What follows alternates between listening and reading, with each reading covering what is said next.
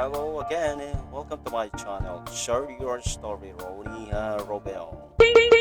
Well, this is another story that we're gonna share na naman po tayo. Itong kung talagang nakakalungkot na balita sa mga bagay na sitwasyon na nangyari talaga sa buhay ng tao. At isa na rin po ito ngayon si Fred. He is not Filipino, and talagang nakakalungkot talaga nangyari nung pagkatapos siya nag-asawa na naman po ng Pilipina. At nangyari ito. Oh no. Anyway, pinapagay mo kung Bigoy. Ngunit bago natin, don't forget to subscribe to this my channel, and please click the notification bell, and at the same time to like and comment. Okay, anyway, here we go. And nakakalungkot na talaga isipin ito si Fred. Ayan si Fred po na isa pong na talagang nakakalungkot po talaga siyang isipin nung nangyari sa buhay nito. And he came from the Netherlands actually. Netherlands. Siya po magandang kanyang negosyo doon. Nagkaroon po siya ng malaking pananaw na pumunta po dito sa Pilipinas because he wanted to marry a Filipina. And ito po ang nangyari at nahirap talaga mga ganitong mga basta love nga ang dumadating sa buhay ng tao. Napakahirap talaga nangyari ito. Anyway, I just want to thank you for Ma'am Abad, okay? Ma'am Carrie Lane Abad dahil po sa kanyang pagtulong sa Provide Her Vlog sa Facebook. Kali may YouTube siya, mamaya i-share ko.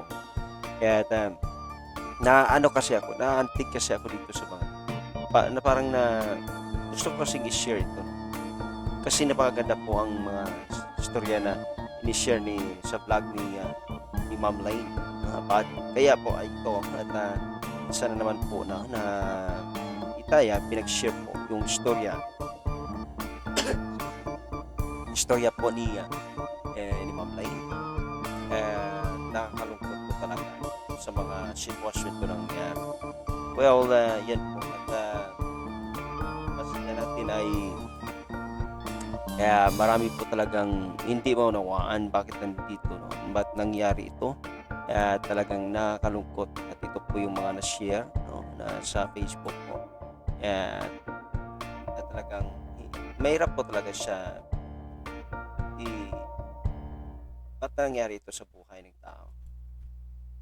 Well, again, paano ba talagang story? Actually, according to Ma'am Lane, no?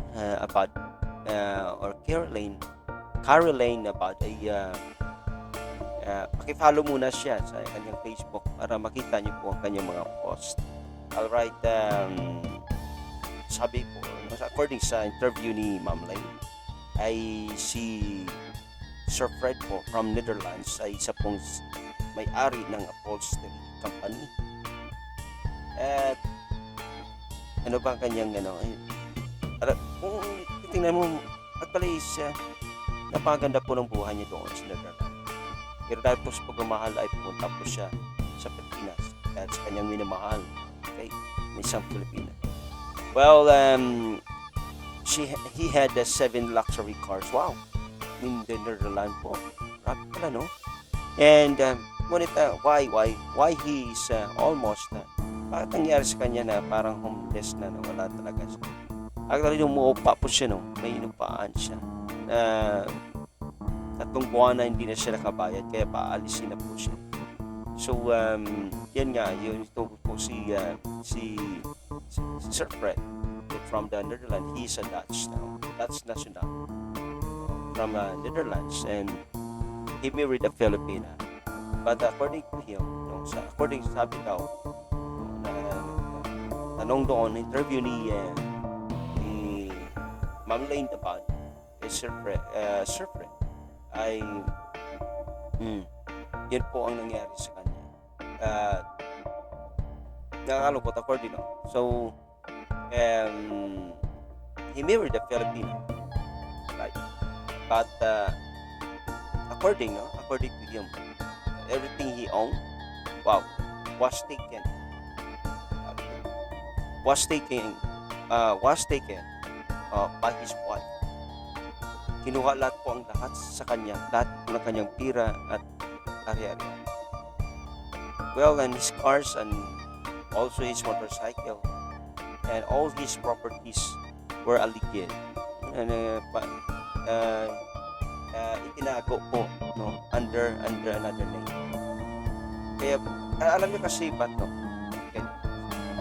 Kasi mayroon po kaming brother, sister from our church, asawa din po siya from Yuki.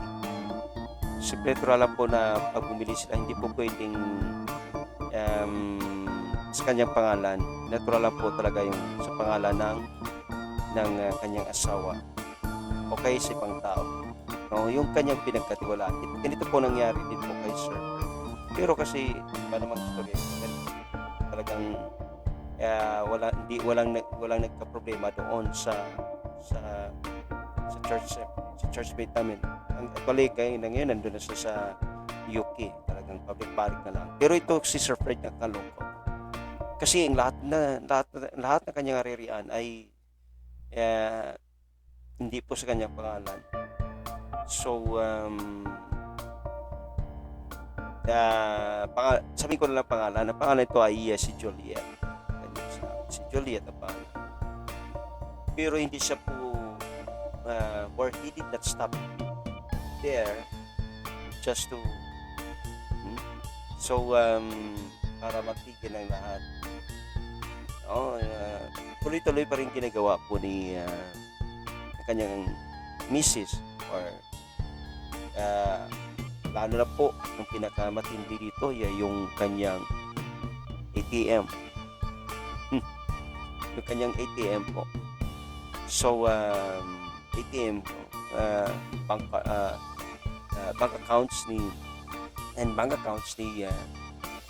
Sir Fred. So ang lahat ng kanyang pera ay nandun. Kaya napakahirap kasi alam nyo, lahat bininta niya na eh.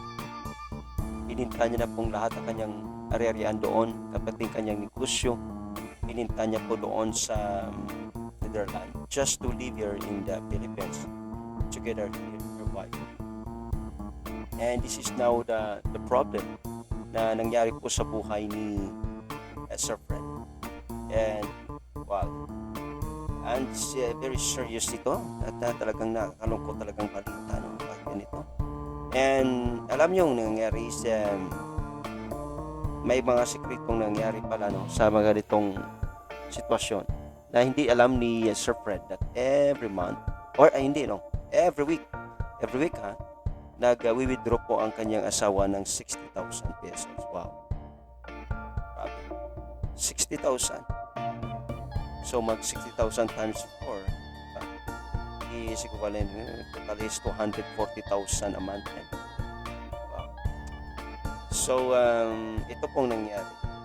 Kaya ang ginawa din po hanggang nagka-problema sila, no? At pinag-block ng kanyang asawa yung ATM bank account para hindi po parang lalo niyang idiniin si Sir Fred para hindi niya makuha ang kanyang pera. Sariling pera niya na. Pero nahirapan siya ngayon na magkuha ng kanyang bank account. Pero ngayon, pinaprocess niya na.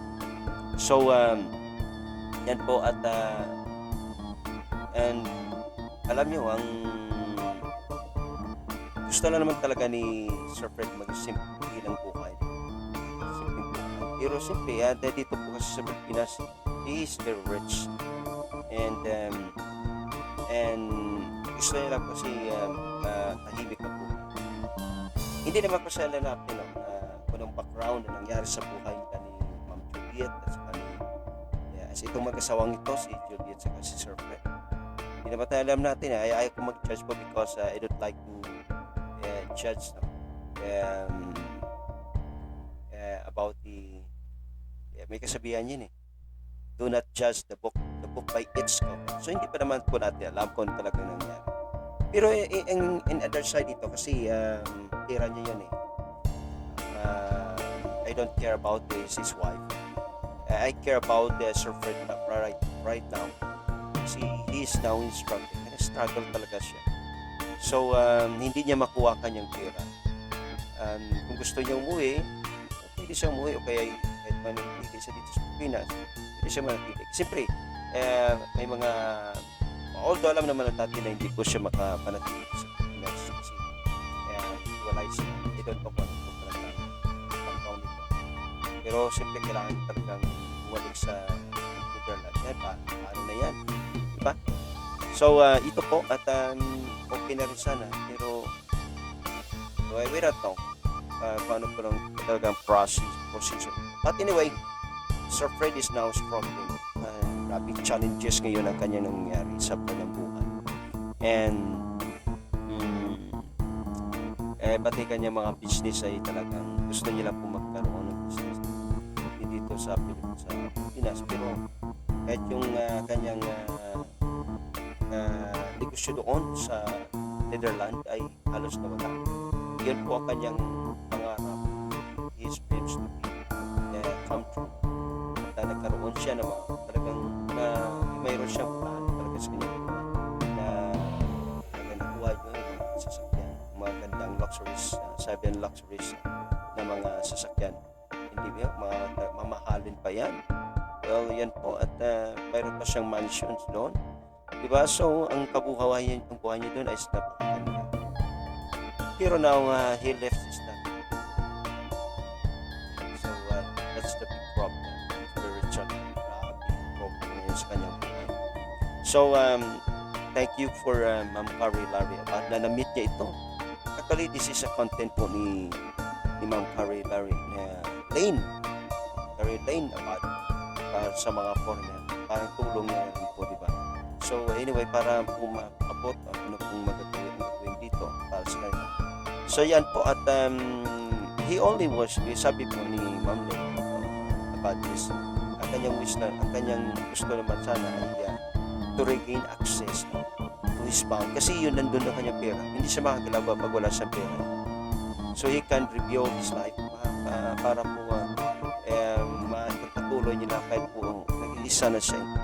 So, sabi nga, he says that once everything is fixed, so, kailangan niya talaga mag-fix yung kanyang na mabalik po kasi pinablock it ito ng kanyang asawa. Ano naman nangyari? Ba't gano'n? Kahit ano pong away, sana wag naman gano'n. Okay? Kasi baka sa bandang huli, magkakabalikan din naman. Hindi naman tayo alam kasing mga buong istorya dito. So, he will pero pagdating naman sa mga pangalan under his name, under sa ibang pangalan, ako actually, ang alam ko doon, hindi talaga pwede sa kanya mga pangalan. Kasi ganun po talaga. Because we have mayroon po dito rin sa amin. Pero, hindi sa ganito na niloko na siya. Wala. Diba? Well, and he fixes, he will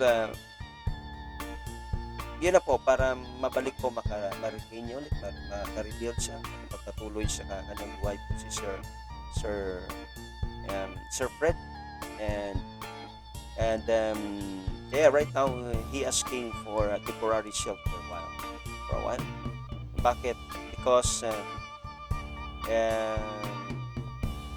wala talaga siyang income at nalulungkot. You are strangers in this country. Pag wala ka lalapitan. Kahit nga tayo mga Pilipino, di ba? Minsan totoo talaga pag kahit sa mga kapatid, sa mga pamilya, pag nagtampuhan, wala na, parang gano'n na, di ba? So, we're still blessed kung may talaga, or sa isang pamilya talaga, kahit anong nangyari ay magkapatid ka rin. O kaya mga kaibigan, mahirap talaga ngayon, kahit tayo mga Pilipino, nahihirapan tayong lumapit. Hindi naman po kasi lahat is successful. Okay? So, hindi naman po lahat na sila alam niyo kasi yung mga Pilipino parang iba kasi pamumuhay. Ang lifestyle talaga ng Pilipino parang one day millionaire eh. Diba? So, pero ito si Sir Fred, he only wanted to return everything from him. Siyempre, kanyang pira, hindi siya magagalaw pagka kanyang bank account is still. Well, yan po at sana po may nakuha tayong aral dito. 3 months na ngayon, no? Actually, 3 months na ngayon si Sir Fred na walang bayad at talagang pinapaalis na siya. And the landlady were now wanting to tell him, or the landlady told him to leave the place. Yeah, kung saan siya po ay where is he rented a apartment or a house. So, nakakalungkot. So yun po at least we learn this, no? At nakuha na mayroon naman tayo nakukuha mga aral na ganitong nangyari sa buhay ng tao. At Sir Fred po ay nakakalungkot lang talaga sa mga ganyang sitwasyon. So yun po ang istorya. Actually, sa mula ko sa istorya. Yes, Carrie Lane about actually nakuha ito sa Facebook. So kung gusto niyo mo kung i-subscribe or puntahan yung channel ni Ma'am Lane ay actually bagong video nito. May una siyang video. Pero long story. Okay? Pero ito lang po at if you want to know more kaya puntahan niyo po si Ma'am Lane Abad. At at the same time po sa kanyang Facebook po. Sa Facebook niya. At tulad dito may mga comments yan. Okay? Kay Ma'am Lane sa ayan. So may mga concerned yan si Ma'am Carrie Lane Abad. Kung tulungan siya. Nakakalungkot may mga updates naman. Okay? So thank you and hopefully you enjoy my serious story, Ronnie Harbel. And napakagandang istorya ito, nakapag-learn, especially for those are foreigners wanted to stay here in the Philippines or wanted to marry some Filipinas.